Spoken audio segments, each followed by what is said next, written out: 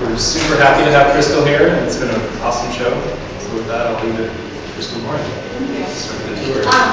And I want to start by just thanking Matt and Lena for this great gallery and also the studio spaces in the back. They're really wonderful and really supportive, and also in this show, they supported me not only with their work, but with making sure that I had enough pedestals, which there's a lot of pedestals in this space, and then also the shelf where the forested pieces are. Matt actually laid me down in some wood, so thank you. So this work it's about our relationship to nature and how delicate that is, and also kind of the different interactions that we have. And you can kind of come into it at any level you want. One aspect that I was working on is our connection and how delicate it is, and trying to show that through the figure and animal relationship.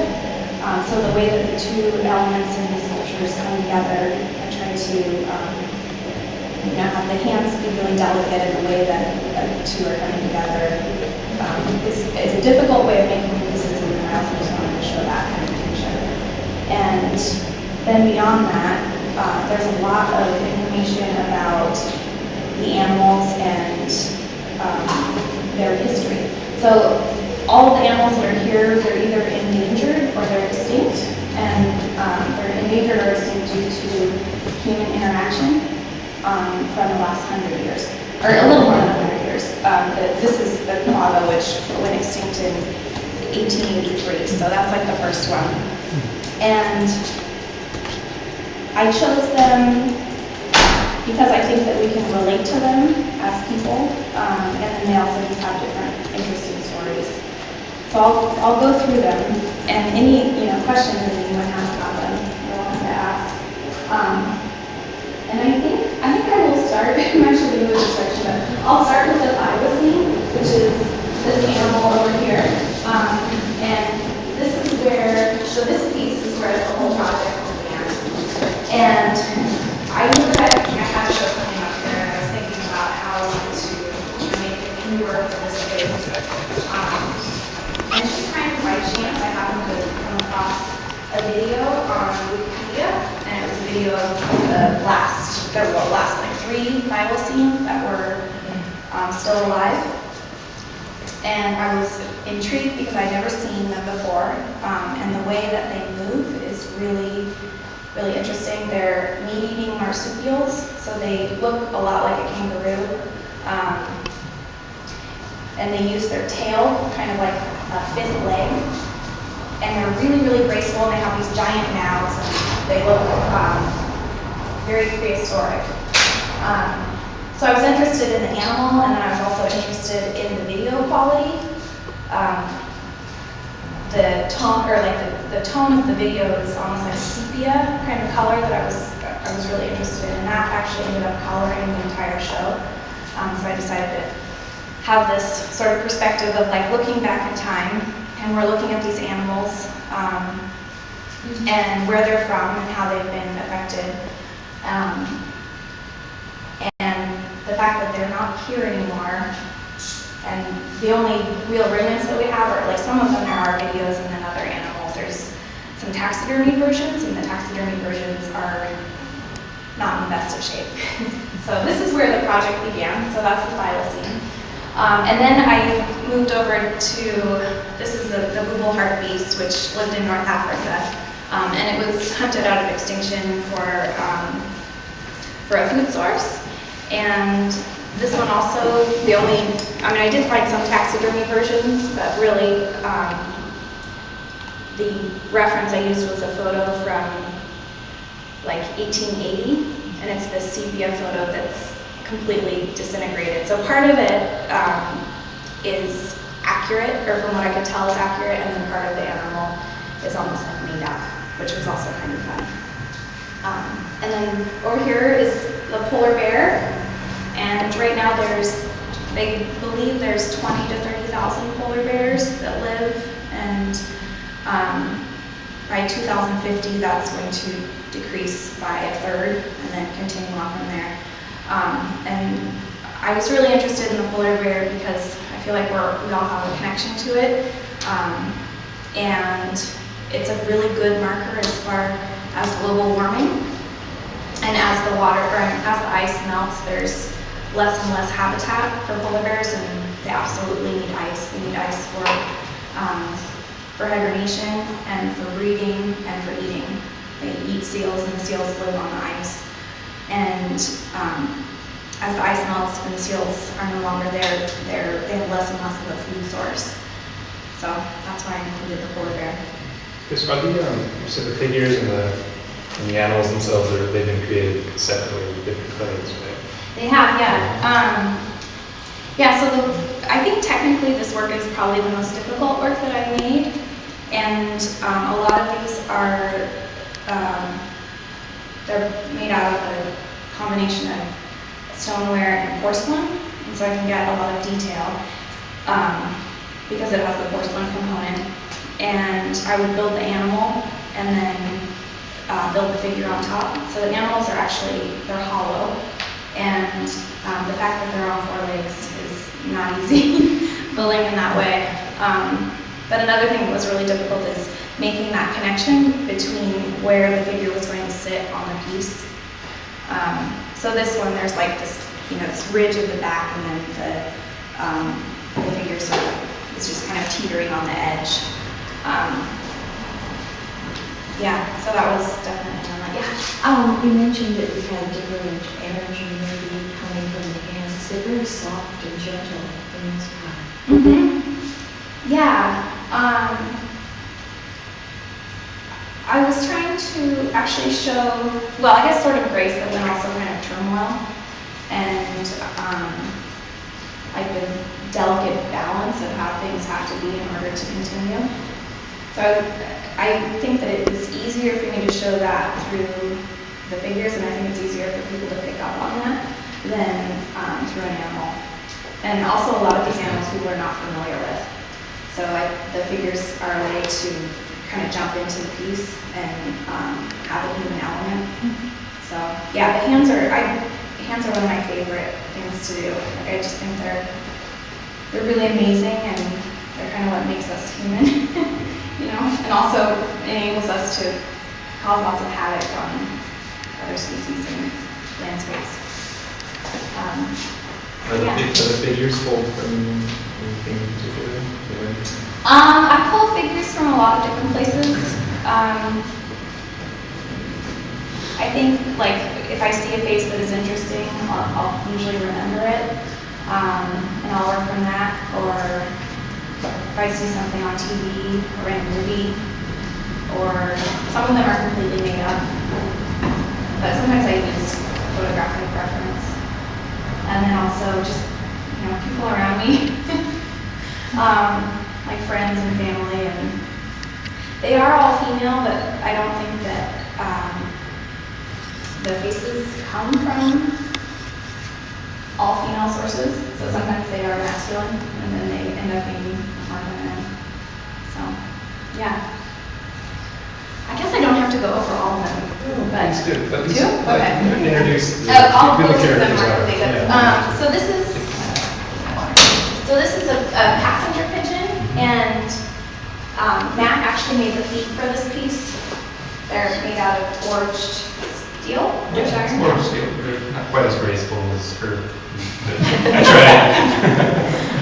So this was kind of a collaborative piece, and the piece of wood it's a piece that I've been carrying around for quite some time.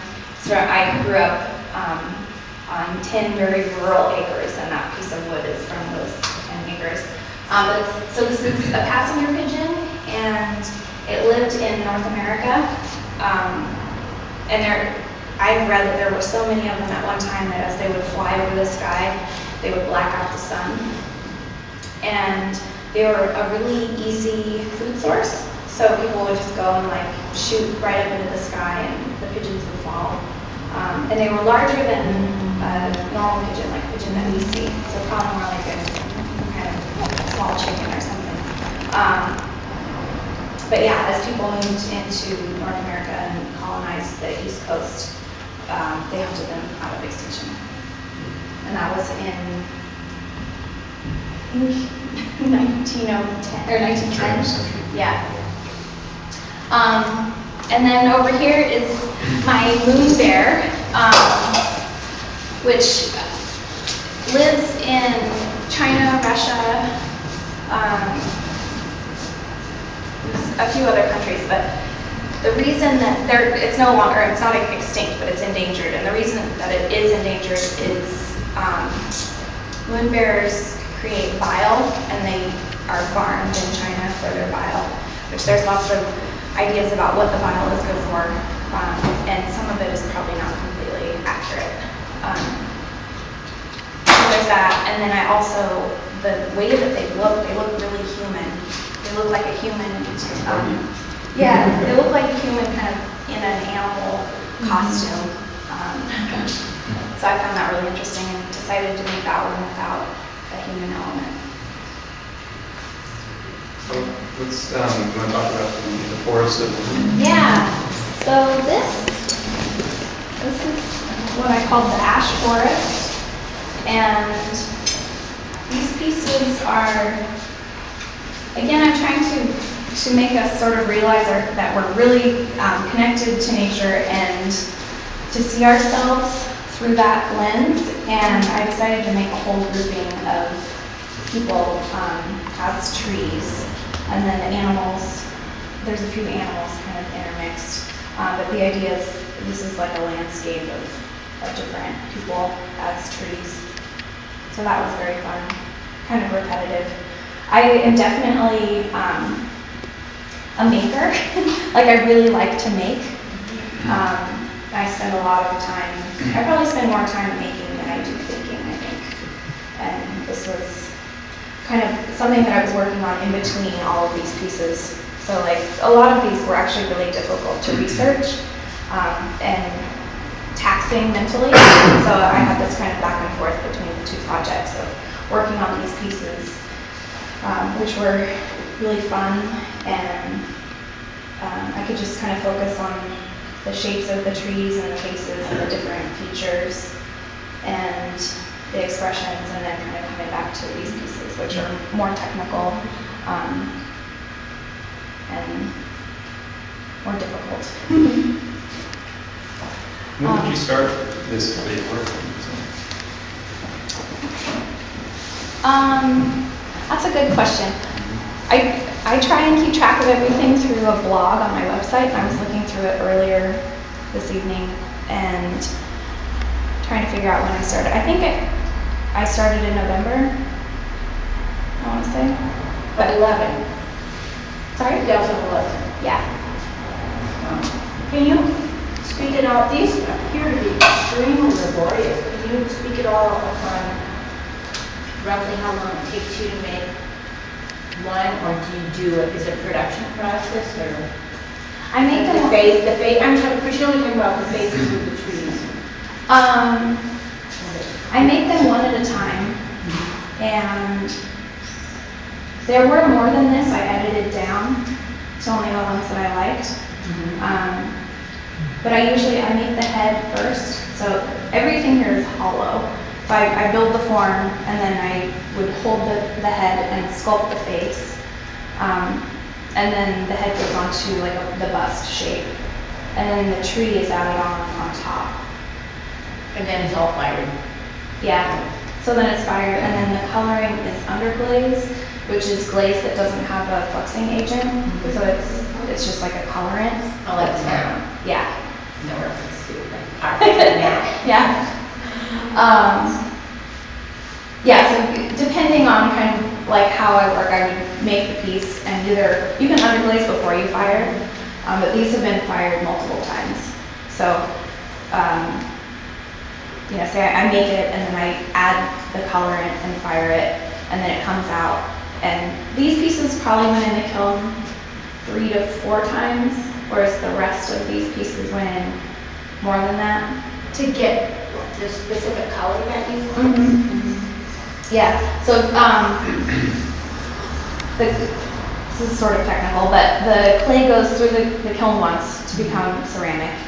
And then as you add the colorant, it goes, you know, you can put it through at a lower temperature, and then the last final temperature is like around 2,000 degrees. And that finishes the clay, like it brings it to its maturing point, and it also matures the colorant. And then it's done. So the multiple firings are like, it comes out and it's not quite right. For me anyway, like I don't think it's quite right. So I work on it and work on it. Roughly how long does it take you to sculpt one of the faces?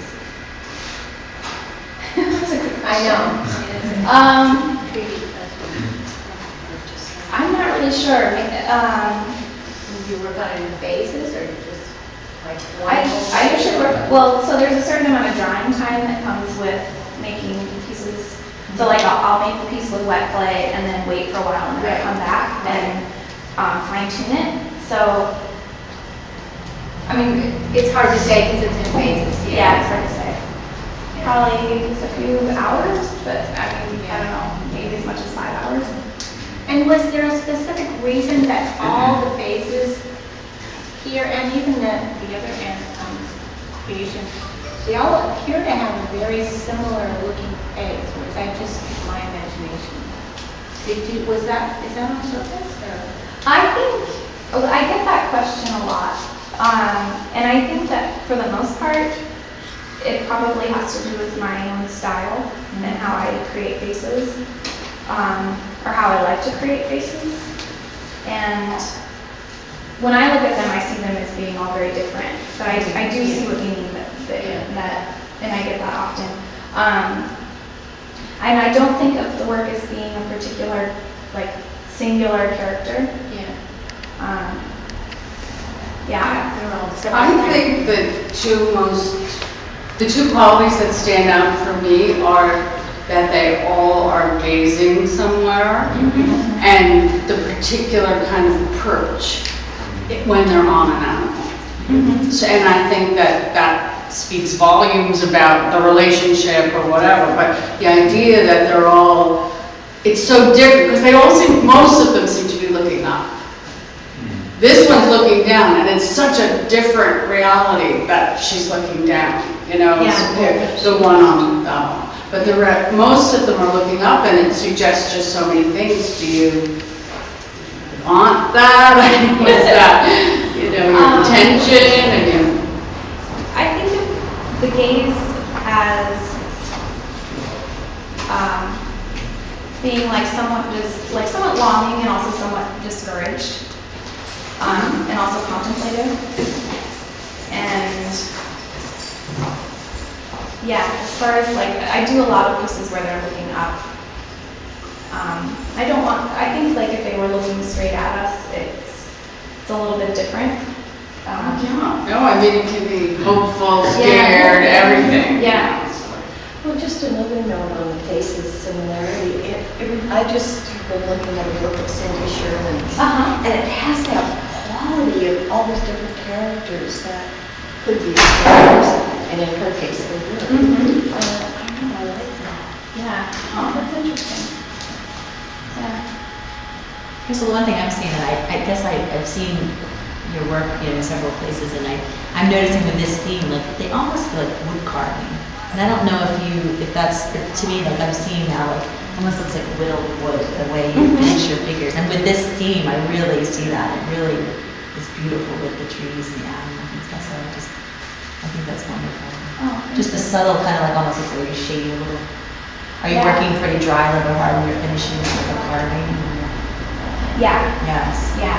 So I go back in and carve them. I love that, just subtle. Yeah. Yeah, and I really like the color of this clay. Lots of people do think they're wood. They have that. Just because when you shade with these wood, you know, they have that. I think about, I mean, I don't know, I don't work in wood, but I just think they would be really difficult. Yeah, I mean, yeah.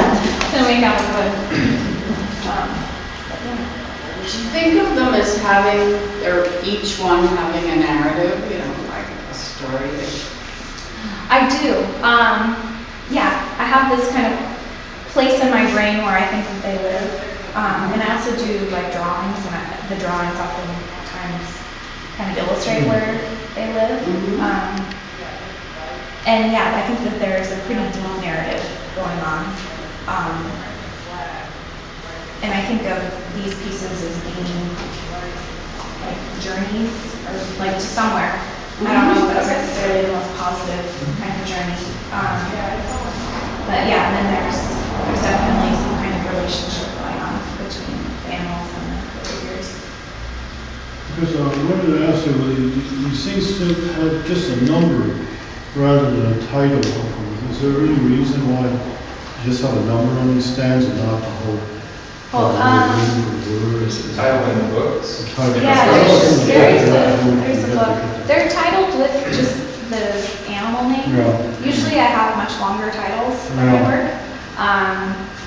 And I kind of thought about that, but they're just titled by the animal. Okay. Yeah, and I think visually it's simpler to have just the number. So I'm excited to go with that. Because sometimes someone will look. Yeah, definitely. There's books on the counter if anyone wants It them. kind of makes sense to do that, though. It's kind of like a natural history museum sort of Yeah. way of cataloging. Yeah. In regards to process, I mean, as she's explaining, it's really complicated. These things are going multiple times.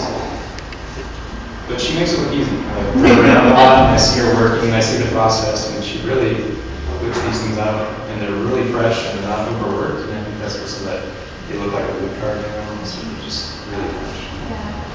Yeah, I'm glad the technical stuff came up. Because oftentimes it doesn't come up when people see them.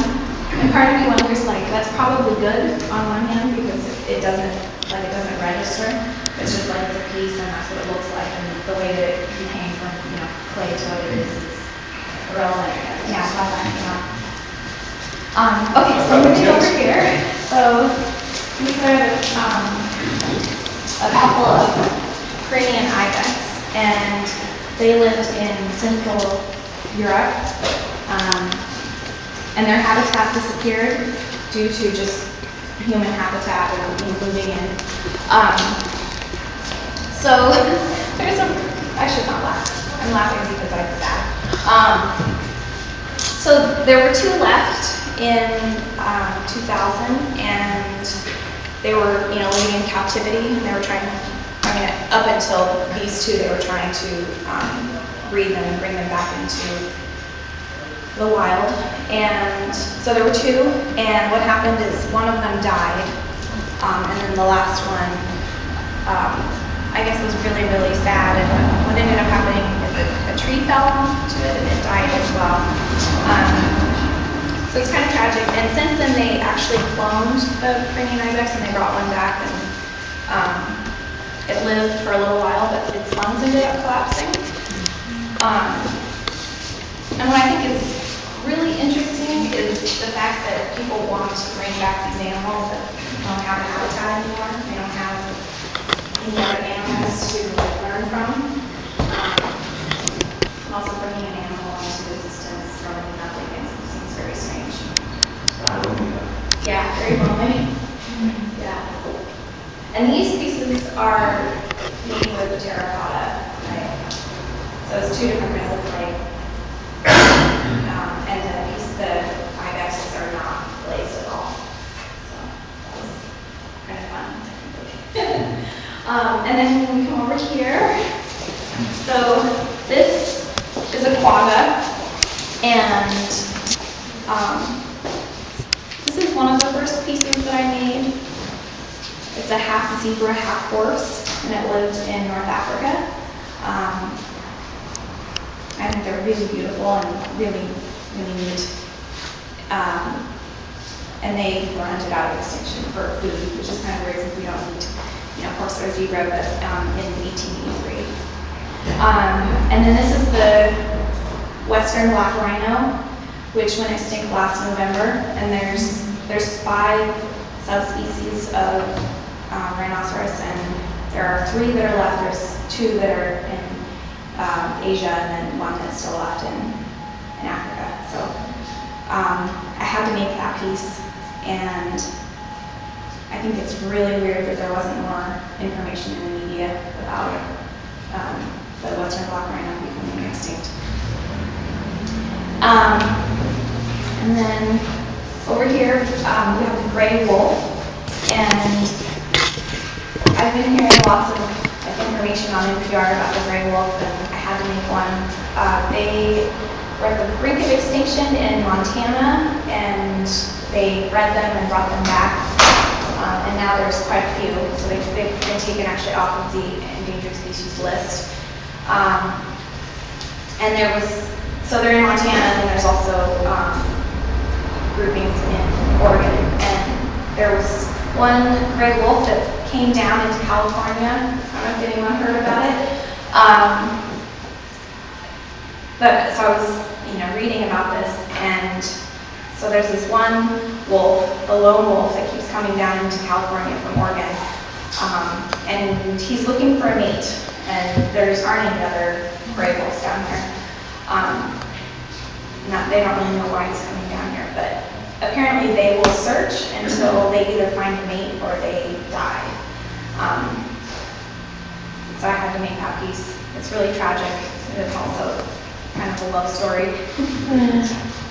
And then behind that is the giant panda, and the giant panda is losing its habitat in China, and just because of industrialization, and they need a really large area to live, depending on what species of bamboo is edible at the time. They eat 90% of their diet is bamboo, and then they do eat other insects, and they're considered a carnivore. But they eat 20 to 30 pounds of bamboo a day, and they're really slow, kind of really sweet animals. So I had to make one. And then over here, so I have the island fox, which is right here. And I picked the island fox because they live in the islands off of California, in the Channel Islands. And it's kind of interesting because there's a small habitat where they live, and they have no immunity like any other animal in a larger area. So the numbers dwindled down to 10 to 15 island foxes, and that was due to eagles coming in and picking them up and eating them, and then also humans coming in camping and bringing their dogs. And domesticated dogs have other problems that they do not have, so they were picking up bacteria and diseases. So since then, they will be fine, but I had to make one. And then the last piece is the Beijing river dolphin, which is one piece that took me a long time to make, just because I didn't want to do the research because it is not pretty. But the Ganges River in China is where they live. They're a freshwater dolphin, and they're more like if you could think of a mole, they're almost completely, or they were almost completely blind, and then they have this long snout, and they kind of forage in the mud in the bottom of the river for little crustaceans and food. So as China has become more industrialized, first there was electrical fishing that was going on in this river, and they would send an electrical current through the water, and it would kill all the fish, and they would pick them up. So that was the first problem. And then the second problem is they would go through and dredge the bottom of the river, so it would flatten. And then since then they've actually paved the bottom of the river, so they no longer have a habitat. Yeah, I know, it's really kind of visceral, but Do you have any idea why they paved the bottom of the river? it's easier for boats to come in and out. So yeah, it's interesting when you look at animals and you try and find out if they are endangered and what level they're endangered, if they're just endangered or critically endangered. The information is very vague, and oftentimes something will they will realize that it is extinct before they thought. And so with the Beijing river dolphin, they knew that there was a problem, but they went through and did a search in 2006, and there weren't any. So it's basically ignored it. Well, no, at that point, they called them functionally extinct. So, I mean, there might be one, but I don't think so. Yeah. Yeah. Any questions about anything? It's sad shows, but they're done. It's beautiful. You know, it's thoughtful, you can deal with it. I know, it's been difficult, because when I talk about it, I mean, it is a sad show. And I think, like, in working on all of these pieces, like, I got really kind of absorbed into it, and for a while I was kind of crazy. But I think it's really important, like, there's just not enough information about kind of what we're doing, and not necessarily like us, but just as a civilization.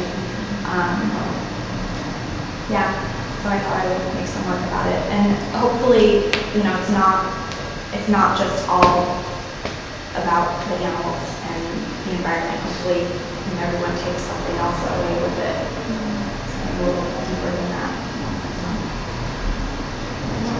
Any questions? A question about the loathing, so to speak, of human people. I don't know. Can you talk at all about why some of them have, like the one with the fox looks like has a dress on, and some of them look like they appear to be almost clothesless? Oh, well, I thought you said loathing. I thought you said clothing. Oh, no, Clothing. Oh, clothing. Okay, yeah, the clothing. So some of Garments, them, sort of, I don't know. some of them have clothing, and some of them, like, this is not really clothing, this is just like. Yeah, like what? I wanted to, make it so they didn't have a time. So there's nothing that's recognizable as far as like style. And some of them are really, like, this is, I don't think it's clothing enough. This is more like a shape. Like coffee bones or Yeah, something. So I didn't want to, I mean, some of them are, I guess there's one that is new. But I didn't want to bring attention to like the human body as something that is art. Yeah, or something that we're looking at. It's more of like the personality of the figure and then taking it out of our time. So it's not something that is sort of a normal experience. Yeah. Yeah. And I don't even know if I think of it as being humans. Yeah, I almost used the word humanoid, but I wasn't sure if that was what the word used. Yeah, but it could be, yeah. So yeah, that was definitely a concern. I didn't want them to be naked, and I didn't want their clothing to be something that would go out and purchase. But it has some kind of sort of connection with the animal that they're with? Yeah. Yeah, I think stylistically. I was trying to find a way to give them some garment that would go with the animal and add to the narrative. Yeah. Although actually it would be interchanged. Like, to me, this looks very marine looking. And she could be, you know, with the purpose, and that one has the stripes, and she could be going with the zebra. But it's kind of interesting how they're born. Thank you, Crystal. Yeah, thank you.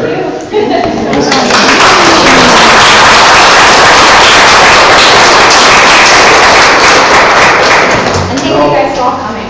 Yeah, you're welcome to stay over here till at least 6 o'clock. We have some more of the hand-printed catalogs. Help yourself. Feel free to enjoy. There's some more snacks. Thanks again, Crystal. Yeah. I want to buy one. Sure.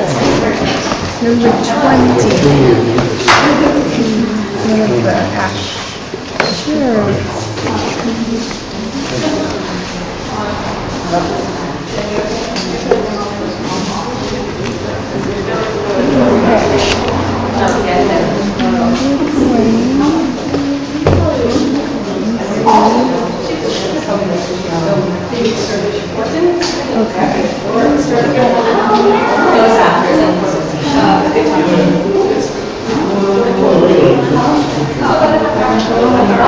Yeah.